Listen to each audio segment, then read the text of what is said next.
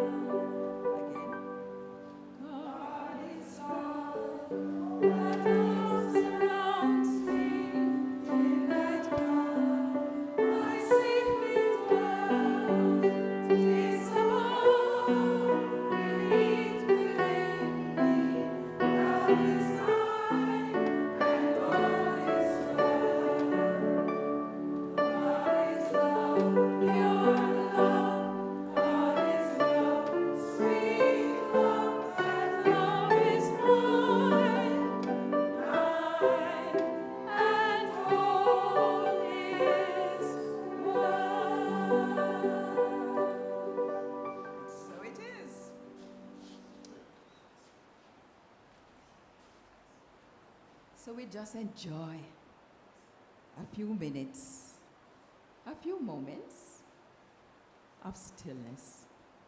As we go within, we recognize, I am that love which God is. I am that love which God is.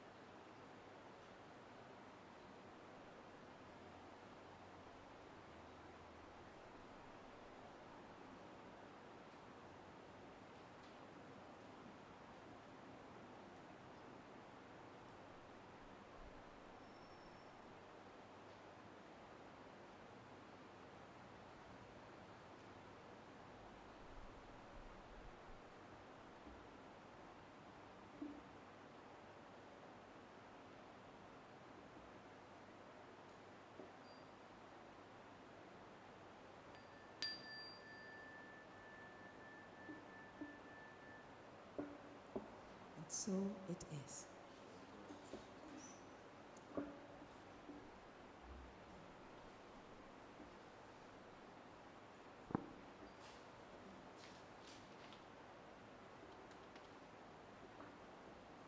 Our inspirational reading this morning has been chosen by Rev Michael to match what he's going to speak to us about. And it's by Dr. Carol Campbell.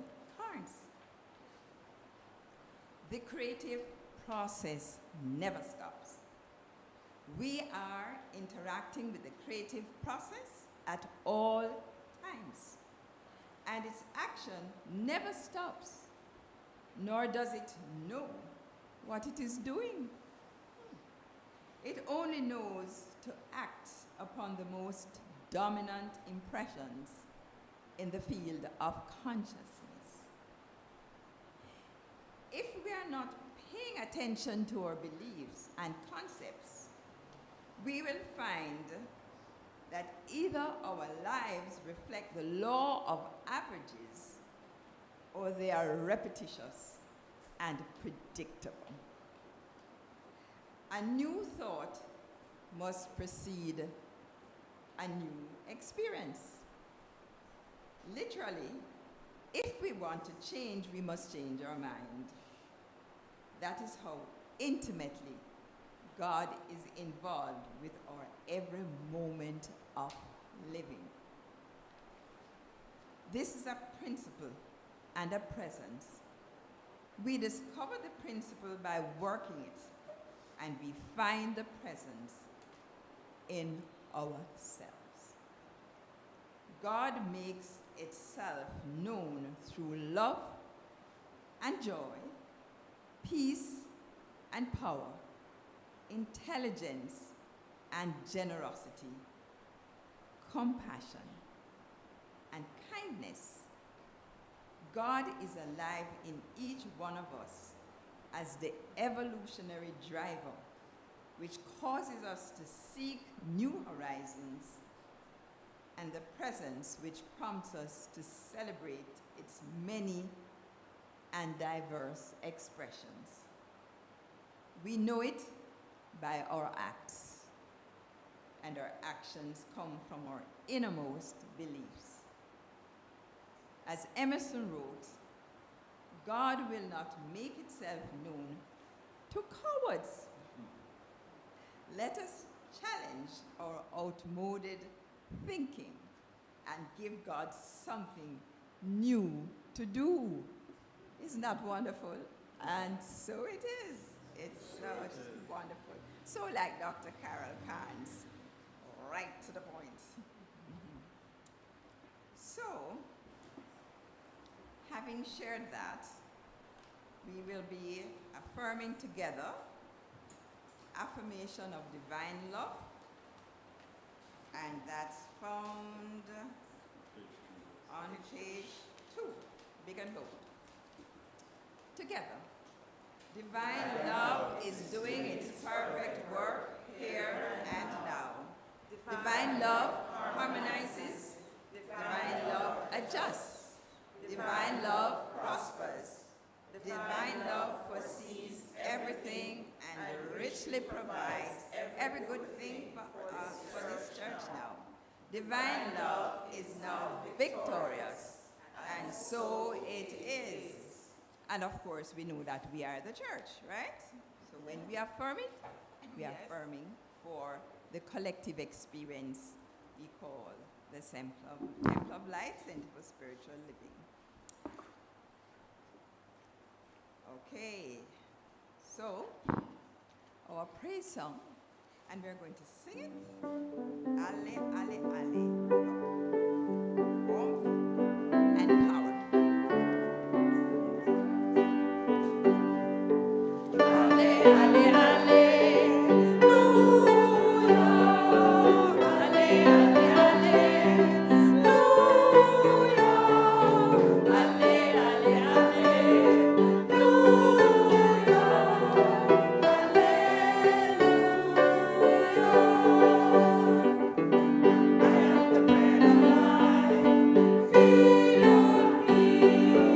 I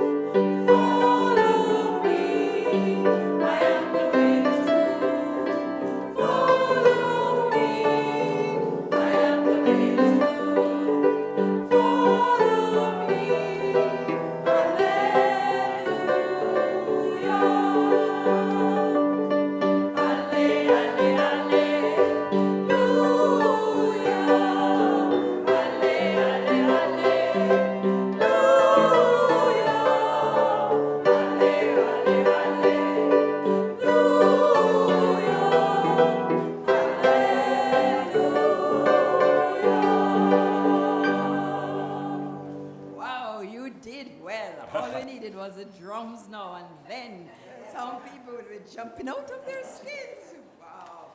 Okay, so we're going to light a candle so you can rest yourself for a while. No? Okay, our center. Yeah, we always have prompters, you know, and they're right in front of me. Thank you. Prayer of our center, and it's found, if you're on the World Wide Web, it is going to be found on the screen, and if it is in the sanctuary, it will be on the flyer. Okay, prayer of our center. The Temple of Light, Center for Spiritual Living, is a sacred field embodying our spiritual community from which the Christ, peace, love, and joy emanate to touch, to heal, to bless, to prosper, and to liberate anyone who comes into contact with it in any way. The light of the Christ illumines us, our center, and our environment. Our spiritual community is filled with and surrounded by the presence of God and is growing from strength to strength. The power of God expands our consciousness of truth, guiding us ceaselessly along the paths of wisdom, spiritual growth, unfoldment, and attainment. We are blessed, and to God be the honor and the glory forever. And so it is. Great. Now you can sit. I'm going to ask the young people, the younger young people, to come forward so we can bless you. So to light the candle.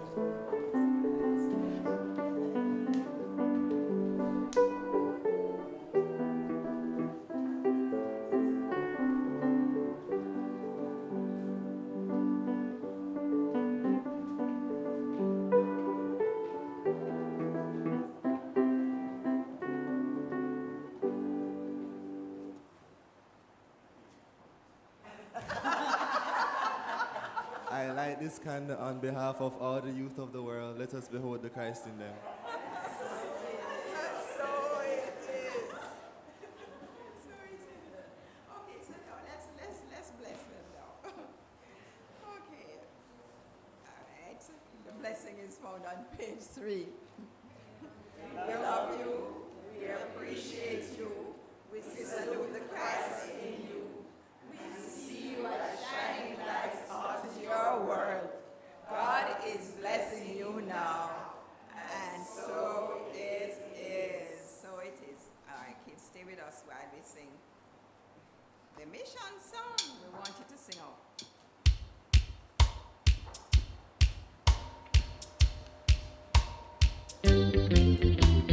Temple of light, the temple of light, the temple of light. We are a people with a vision, one in spirit, on a mission. To touch, to heal, to bless, to prosper, to love and liberate anyone who comes into contact with us. Anytime, night or day. The temple of light, the temple of light, the temple of light. We are a people with a vision, one in spirit, on a mission. To touch, to heal, to bless, to prosper, to love and liberate anyone who comes into contact with us. Anytime, night or day. Yeah. Thank you. Wonderful. Now do you go up? Thanks for sharing. I know. Okay. Don't they look lovely? Wow. Wonderful. Now, people, I went to bed early last night, so you have to join me with the energy that I'm trying to keep down. Okay? Yes. Yeah. Okay, so Rev Michael, no, you don't talk my business. Okay, so we have the announcements, right, Jennifer?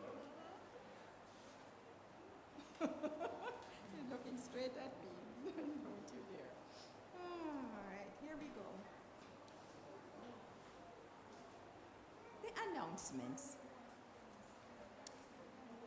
And for those who forgot, it's September. For those who forgot, can you hear me now? Yes. Oh. For those who forgot, it's September 10, 2023. And we want to welcome everyone again, but especially Reverend Michelle, who is in a different capacity this morning. She is seated in the sanctuary, and I would like you to stand, Reverend Michelle. We never tire of welcoming you. Our new senior minister, or pastor, or whatever you want. She's a new. Welcome, welcome, welcome. Now, is there anyone who is visiting with us for the first time this morning here in the sanctuary? Please stand if you are. Anyone? No. Well, if there's anyone visiting with us on the World Wide Web for the first time, please place your name in the chat so that you can be acknowledged and we can reach out to you in future. Now you may be wondering, who did these beautiful, beautiful floral arrangements? It was done for the life of Mr. Wentworth Bethune, whose Thanksgiving service was this Friday. And we want to thank Anna and Doreen for leaving these beautiful arrangements which commemorate his life.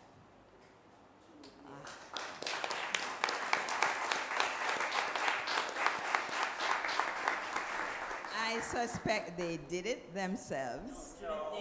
No? Judith there. Judy! Judy! Oh, okay. And you know that Anna is his daughter and Doreen is her mother, right? So they are us. They are us. So thank you, us, for donating these beautiful flowers to us. Now, I know how much you love the announcements, so I'm going to get them going quickly. We have so many things going on at the temple, so we cannot, if we cut half of them and we still have announcements. It's the fact that we have so much to give that the announcements are so short, right? Check the sarcasm. Mm-hmm. So we'll be having spiritual mind healing service as we always do, and it's on Tuesdays at 6. And this week, practitioner Tamu Davidson will be sharing with you. And the theme is really the use of our teaching, the science of mind. Courtney, we continue to surround the family, both biological and spiritual families of Courtney, with our love. The details of his celebration will soon be available, so let us continue to affirm divine love for ourselves and for everyone whose lives have been touched by Courtney. Our master class, wow. Remember, it's October 27th to 29th, and guess what? It's 2023, so please sign up now, okay?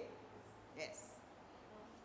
You are going to have a treat because you are going to meet one of the persons that has really touched my life, and I'm sure is going to touch your life in the same way.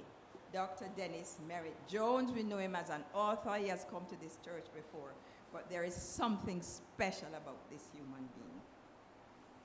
And we want you to know that although the theme, you have to have a theme, the art of abundance, right, is from his textbook, the we are talking about creating a life of abundance filled with purpose and meaning. But your whole spiritual upliftment is assured by coming to this experience. I can't describe it because there are some things you don't describe. You have to experience for yourself. So all I'm saying to you, go sign up, give yourself a treat. There are a number of classes that are in place coming up for you. But the one that has already started is being conducted by a team, Rev Sonia Davidson, practitioners Vance, Gardiner, and Steve Golding. And we are also open to more people coming. We had the first class, and our Reverend Michelle, she shared the first class with us, the opening, and she has been co-opted to come to other classes. Co-opted. Of course, no words, no words. No, we have a treat coming up on what's the date? November 24th at 5 p.m. And it's poetry. September. It's okay. I wanted the year to run away, but not that quickly. September 24th at 5 p.m. You see? Isn't that wonderful? Nobody's asleep. Okay, good. So it's poetry, prose, and rhythms in the garden. And it is just that. Poetry by many. And Dr. Abrams is going to be playing with words. You know, he's a medical doctor who is a comedian, right? And Miss Emily Elliott will be playing on strings. And Mr. Sebastian Miller and friends will be playing music down the ages. And the temple's youth will be playing with fashion. What a feast. It is so rich. So make sure that you're there, and tickets are already available. 2,000 for adults and 1,000 for youth. So I don't know who is selling the tickets right now, but I'm sure. Everywhere. Okay. I was looking at Miss Jen because I know she's always. Yeah, but you see, I'm not wrong, and Reverend Anne is freed up to do some selling. So just find them, grab the tickets, and be there, right? It's going to be fantastic. It always is. Well, see, we have cut it short. Prayer support, very important. We are a church, and a church primarily is about prayer. And this church offers prayer in all its venues and in all its forms and with different people. But I'm just going to announce this morning that from 8 a.m. to midnight, Mondays to Fridays, we have we have prayer. You can call if you have a need for a prayer. In the moment, live and direct, you can call this number,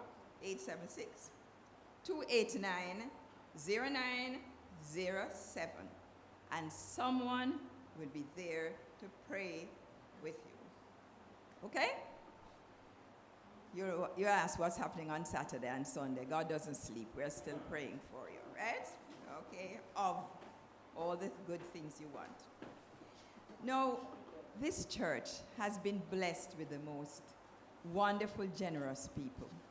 There you are in the audience and elsewhere. And there are people who are not able to attend regularly because they are elsewhere, who share of their good fortune in the form of financial support for our church. And I'm encouraging us to continue to do that, because we will expand, as you give, we'll expand our reach, and our church continues to prosper. We are grateful to all of those persons who are contributing and will continue to contribute. Please do. And if you want an easy way to contribute, go to our donate page, which is donate.templeoflight.csl.org. Let me say it again. Donate.templeoflightcsl.org.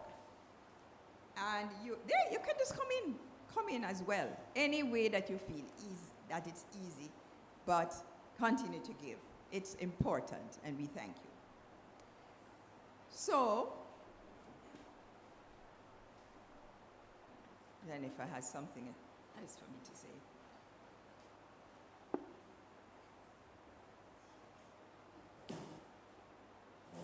Just started. Okay. Okay, Reverend Michelle is ready to have us know and be prepared for face-to-face classes that she'll be having on Thursdays from 11 to 1. Yes, Reverend Michelle. And look out for it. I don't have the title yet. She has the title, and she will share it with you when she's ready. Thursdays, hear it? Face-to-face, 11 to 1. Yes, Miss. Yes. Here? Yes. Well, she will tell you when. We'll announce when, right? But it's soon. And we're also going to have our Wednesday class, Reverend Ann. A Wednesday class with Reverend Ann and Reverend Michael. Don't I told you you're going to have a lot of classes? So you can come to them all, right? Have a different flavor, each one of them. So just get prepared, right? That's all. Okay. Yeah, oh yes, you can choose. You can mix them. Mm-hmm. All right, so that's your announcement. Can you believe it? Right? There, yes, it's not a discovery. No? Okay. So, I thought Maestro was having her time. Not this time. Okay. It's not on here, but you see, I love our audience. You just know. I think you all should do the announcements, right? My gosh, you know everything, right? I mean, like a parrot. No. Wonderful.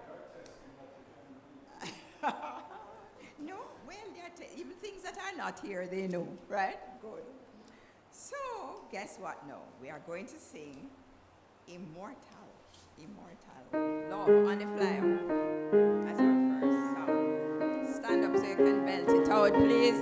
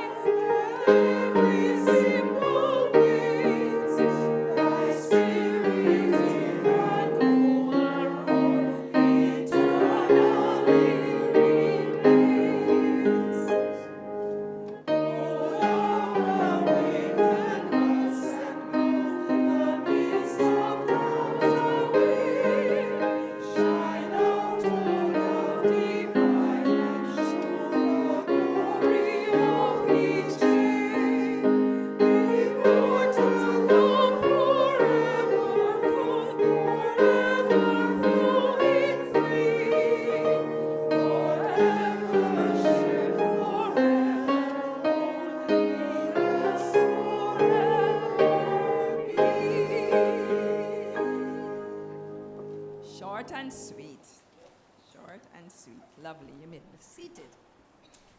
Now it's my great pleasure and honor to share the platform with one who has so many gifts, so many talents.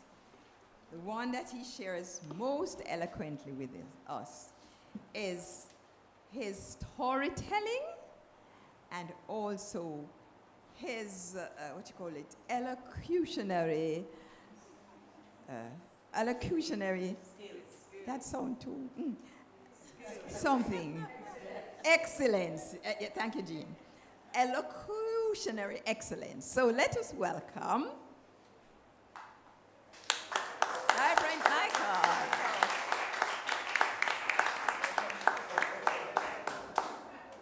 Thank you, Reverend Sonia, for introducing me in that way. Elocutionary skills good enough, Reverend Sonia? Good morning, good morning, good morning. It is such a pleasure looking out at the ever-expanding congregation. As the days get shorter, though the mornings are extremely beautiful, our congregation expands to what it used to be pre-COVID.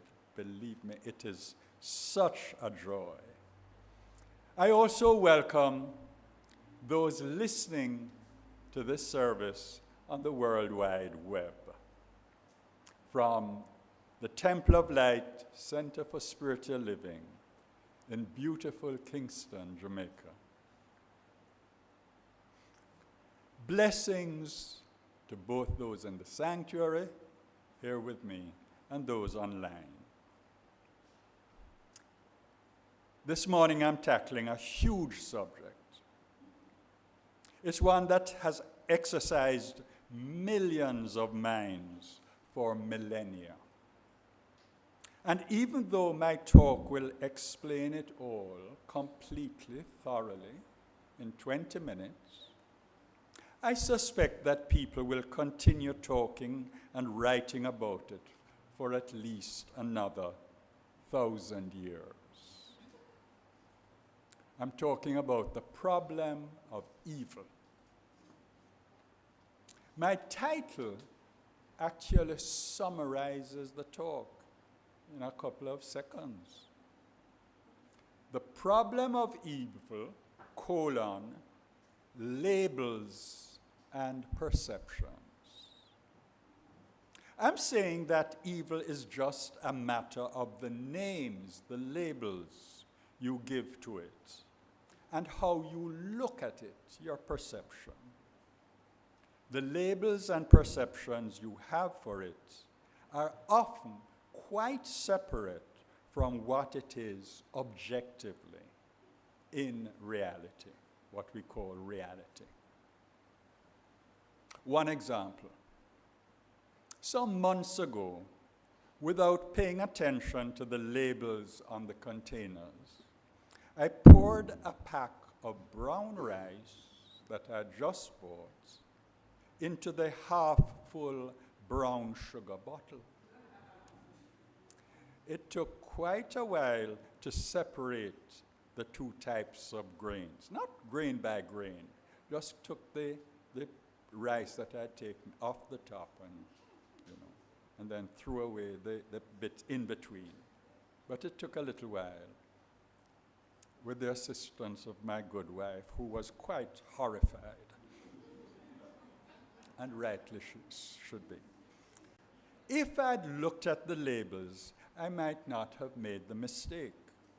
Or if I'd paid attention to the contents of the bag of rice and the contents of the sugar bottle, I'd have seen the difference. One more example. You've heard the saying, when you change the way you look at things, the things you look at change. That's true metaphysically. Suppose you fall in love. The way that you look at the person that you have fallen in love with changes. Or suppose you fall out of love. The way you look at the person changes. And so you think the person has changed. It's you. When I look at the world without my glasses,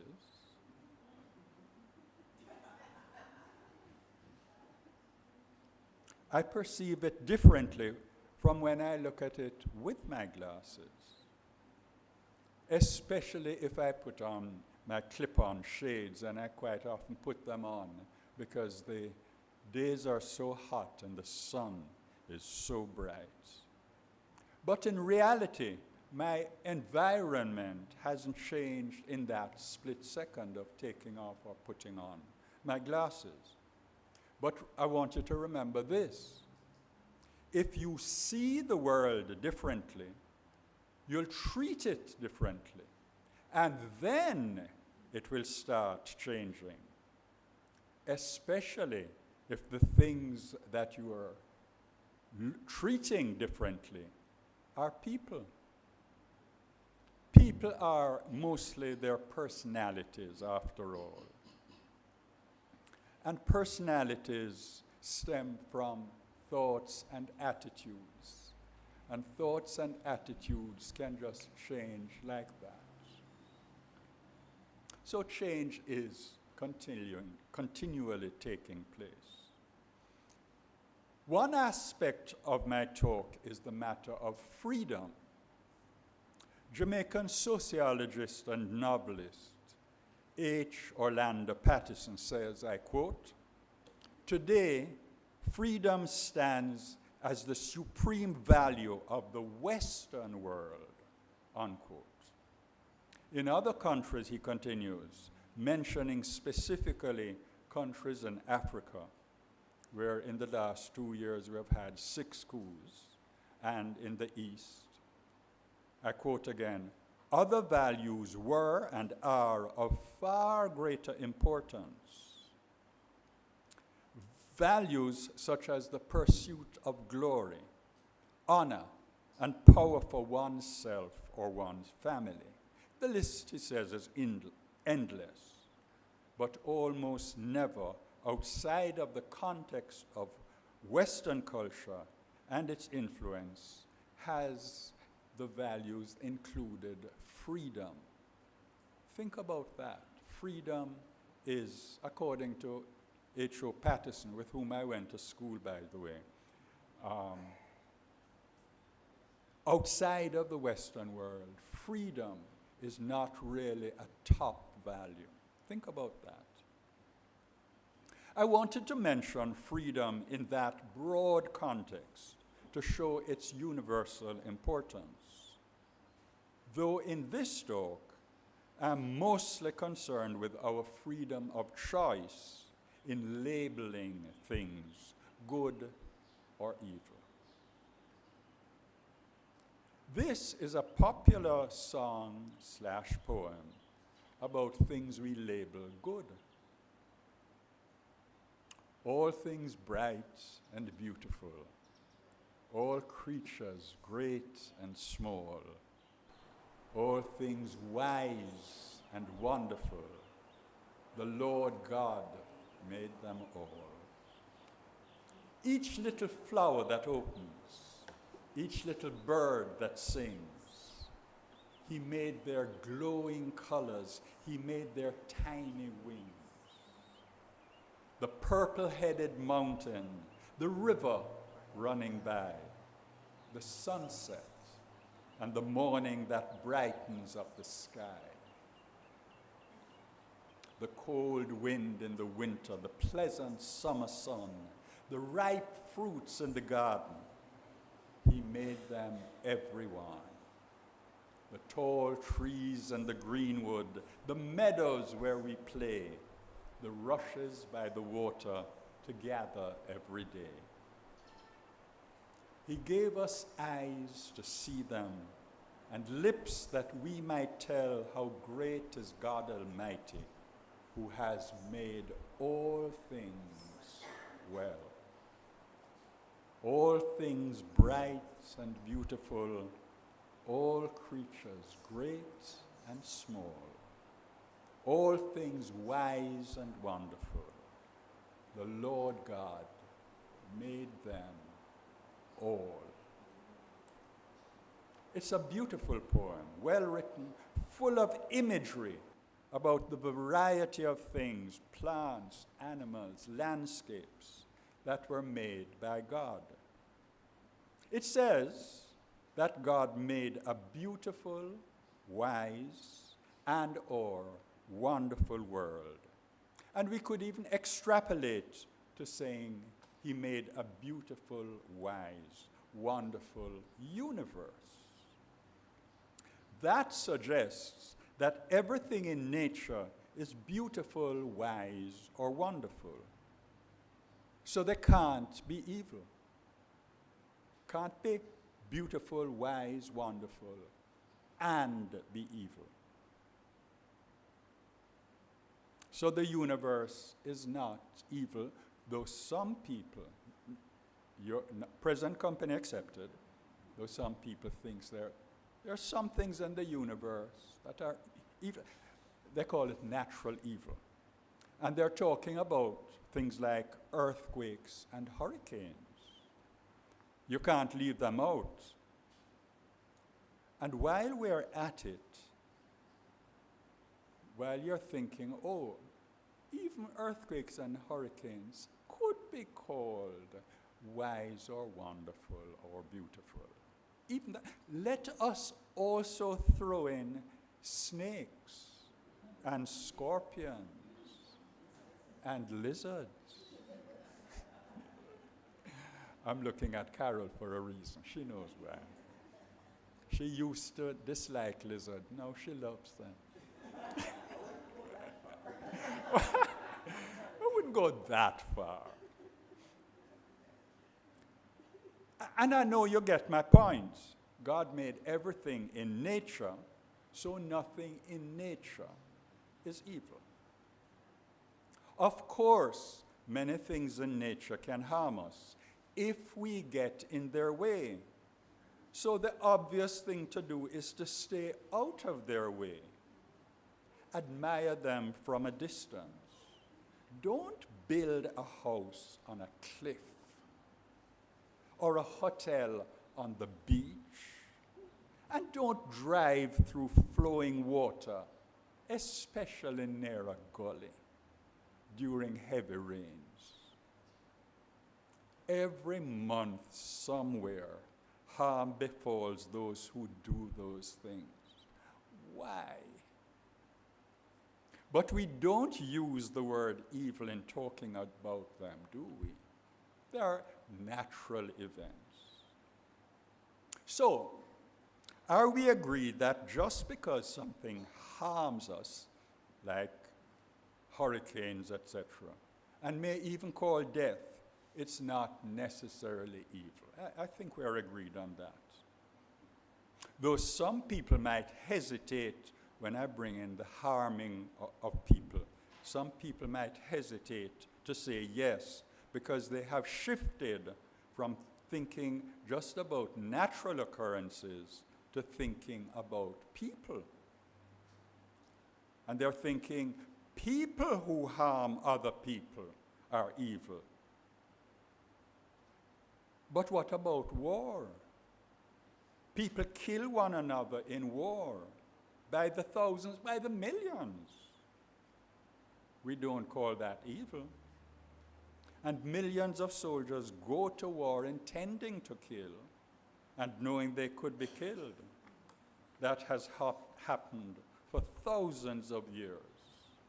So I think we can agree that death, killing per se, just per se, is not evil. It may be tragic without being caused by evil action.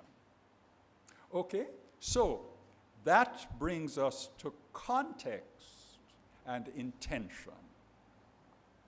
And your argument might now be, people who believe in evil may say that in certain contexts, if people harm others deliberately, then they are evil, with an intention. But in that case, they'd have to say that even if the harm was not actually caused, let's say the bullet or the machete missed, the intention was there. So the argument may now be that it was the intention that was evil, not the physical result. I'm arguing logically, as you can see. That's how my mind works. Now, an intention is a thought. And thoughts can come and go in an instant.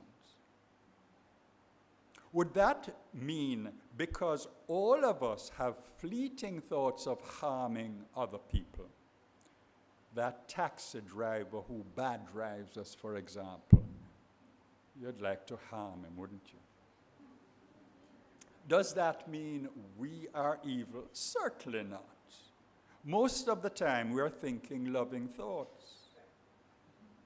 And even people we call criminals are not doing bad things or thinking bad thoughts most of the time.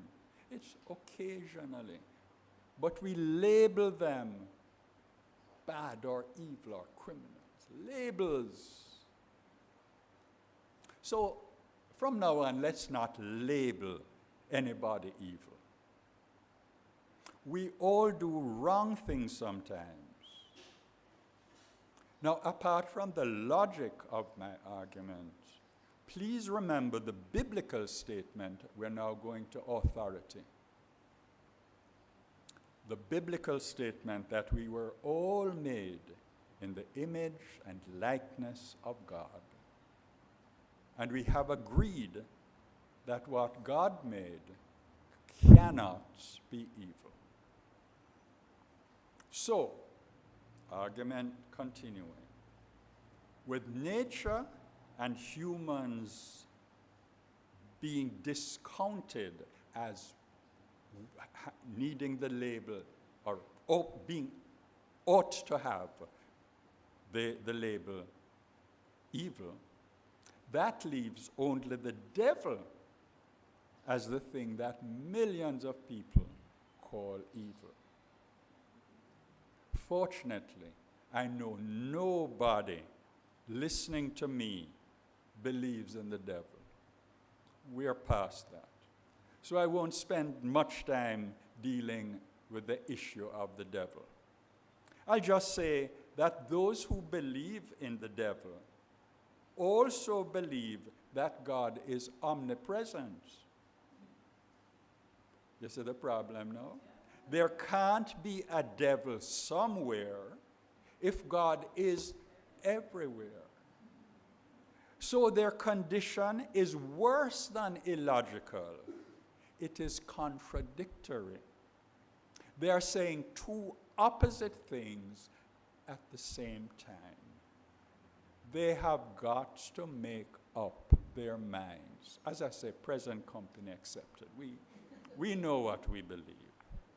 They've got to make up their minds. They've got to make a choice. Which brings me back to choice and back to the hymn, All Things Bright and Beautiful, which was written incidentally by an Irish woman named Mrs. Cecil Frances Alexander, somewhere in the mid-19th century. It was one of my favorite hymns as a child going to school. But there's a verse missing. That verse was in my hymnal at Kingston College decades ago. But nowadays, it's mostly omitted from hymn books. The verse is, the rich man in his castle, the poor man at his gates, he made them high or lowly and ordered their estates. That verse is based on Jesus' parable recorded in St. Luke chapter 16, the rich man and Lazarus. Let me tell you the parable. There was a rich man who dressed in purple and fine linen and lived in luxury every day. At his gate lay a beggar named Lazarus.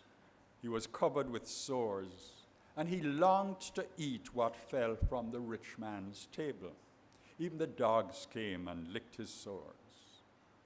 The time came when the beggar died, and the angels carried him to Abraham's side in heaven. The rich man also died about the same time, and he was buried. And in Hades, another word for hell, where he was in torment, he looked up and saw Abraham far away, with Lazarus by his side. So he called to them, "Father Abraham, have pity on me, and send Lazarus to dip the tip of his finger in water and cool my tongue, because I'm in agony in this fire." But Abraham replied, "Son, remember that in your lifetime you received your good things, while Lazarus received bad things. But now he is comforted here, and you are in agony. And besides all this, between us and you, a great chasm has been set in place, so that those who want to go from here to you cannot, nor can anyone cross over from there to us." The rich man answered, "Then I beg you, Father, send Lazarus to my family on earth, for I have 5 brothers. Let him warn them, so that they will not also come to this place of torment." Abraham replied, "They have Moses and the prophets. Let them listen to them." "No, Father Abraham," the rich man said, "but if someone from the dead goes to them, they will repent." Abraham said to him, "If they do not listen to Moses and the prophets, they will not be convinced, even if someone rises from the dead." End of the parable. And there are all sorts of things which I might go into some other time. But what I'm talking about specifically is that some people have chosen to interpret that parable as showing that God made some people rich and others poor and kept them in that situation. But that would be heartless, wouldn't it? And God is love, not heartless. So logically we see that that couldn't be what happens. And besides, in John 10, verse 10, Jesus refutes that choice that people have made in their interpretation of the parable by saying about human beings, I quote, "I am come that they might have life and have it more abundantly," unquote. Wrapping up this talk, I'll quote from Dr. Ernest Holmes, the founder of this teaching, and his views on evil and punishment. And I take these views from the Science of Mind glossary in our textbook, The Science of Mind. Evil, that which seems destructive, evil is an experience of the soul on its journey toward the realization of reality. Evil will remain a problem as long as we believe in it. Of itself, it is neither person, place, or thing, and will disappear in the exact proportion that we cease using destructive methods and thinking destructive thoughts. As long as we make mistakes, just so long as we will be automatically punished. And exactly what is punishment? Dr. Holmes says, there is no sin but a mistake, and no punishment but an inevitable consequence. That's what punishment is, a consequence. Wrongdoing, mistakes, must be punished, quotes unquote, For the law of cause and effects must be eternally operative. And the other side of that, right doing must be rewarded for the same reason. He who continues, mistakes does not mean there's an evil power in the universe. There's only one power, and that is God. But there is an immutable law of cause and effect running through everything, and no human being can escape its operation. Sin is its own punishment. Righteousness is its own reward. You see why I love this teaching? That explanation for me is the best on the question of evil. Namaste.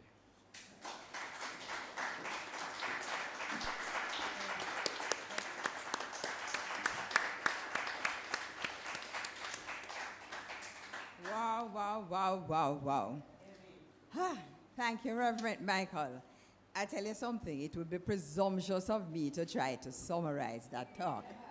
But all I can say is that if I had a case in court, I would ask him to argue it for me. Because he was logical, and he was just persuasive.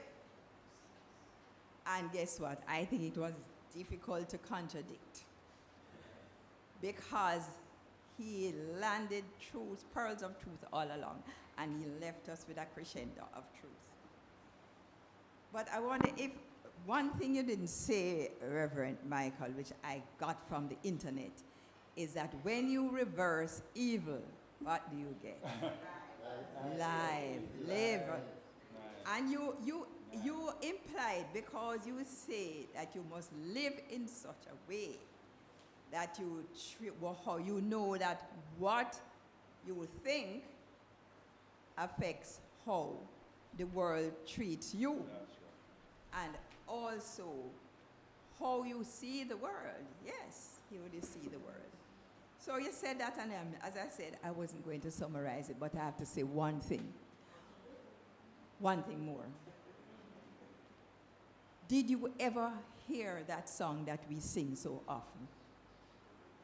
So clearly, when it is recited like that, it has a different connection with you. I wouldn't say a different meaning. It comes across differently. And I'm going to go home and I'm going to recite it to myself. I can't recite it like Reverend Michael, but I'm going to recite it because it really, really comes across in a different way. I let her recite it to me. Yes. So Reverend Michael, thank you. Go home and listen to it again if you want.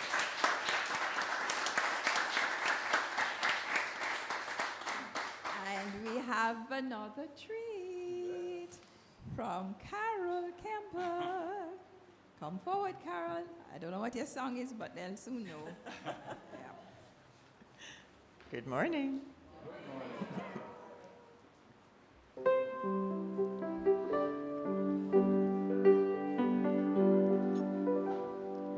You do not mind the winter day. You know that spring is on its way. You know that mountain streams will flow. Be still and know the clouds will form, the rain will fall, the stars will rise on great and small. You plant a seed, that seed will grow. Be still and know.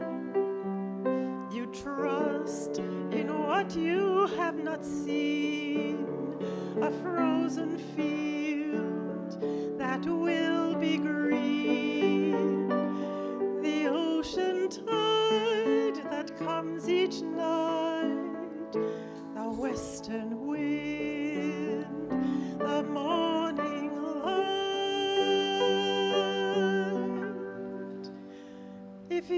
have faith in all these ways, then leave with God your future days.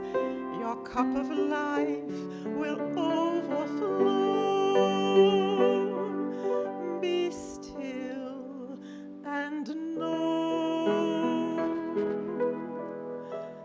Be still and know.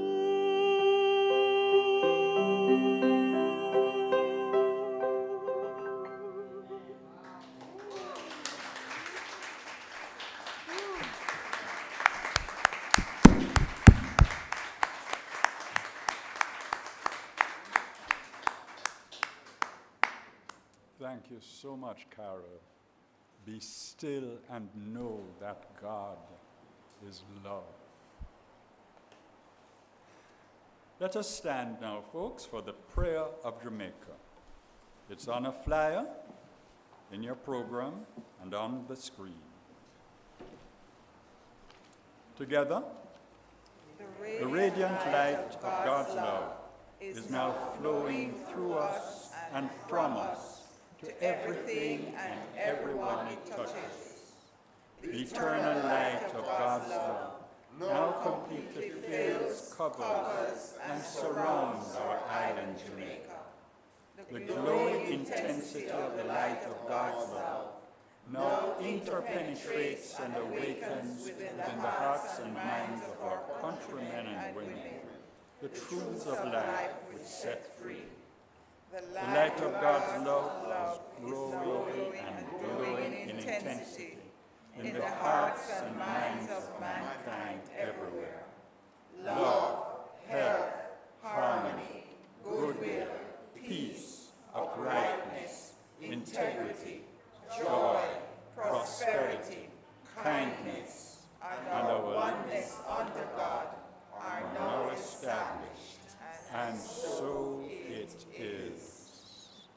Thank you so much. Please remain standing for the second hymn, All Hail the Power of Truth to Save, on a flyer and on your screen.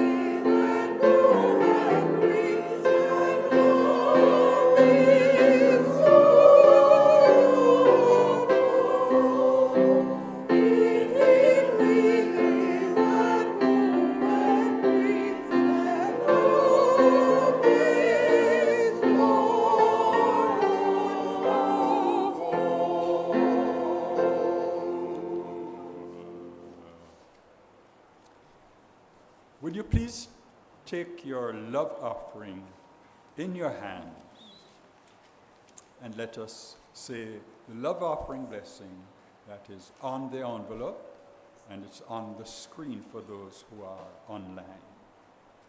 Together, lovingly I give, joyfully I receive. Be thou fruitful, increase, and multiply. Bless, prosper, and enrich everyone whom you touch, and replenish all of my financial affairs. So be it. Thank you, Father, and so it is. Please join me in a closing affirmative prayer. God is all there is. There is nothing but God. There's nothing but good in this universe. Because there is nothing but God in this universe. We are children of God. And as such, we partake of all its attributes. We receive all its blessings. Those blessings include the blessings of truth, the blessings of peace, the blessings of joy, the blessings of love, all of God's blessings. We are now open and receptive to receiving. And as we prepare to leave this sanctuary, or wherever we are listening to this service, we know that we take those blessings with us.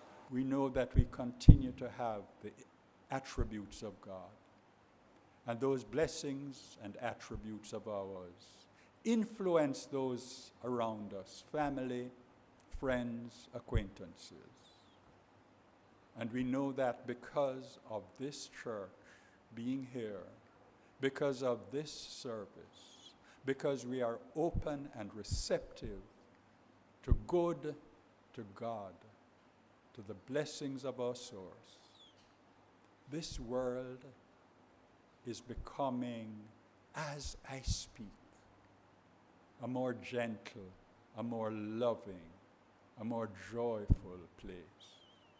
I know that, I believe this, and I release my words to the law of mind, and I give thanks to the law that makes those words. And so it is. Let us have our peace song, but we're going to substitute joy for peace.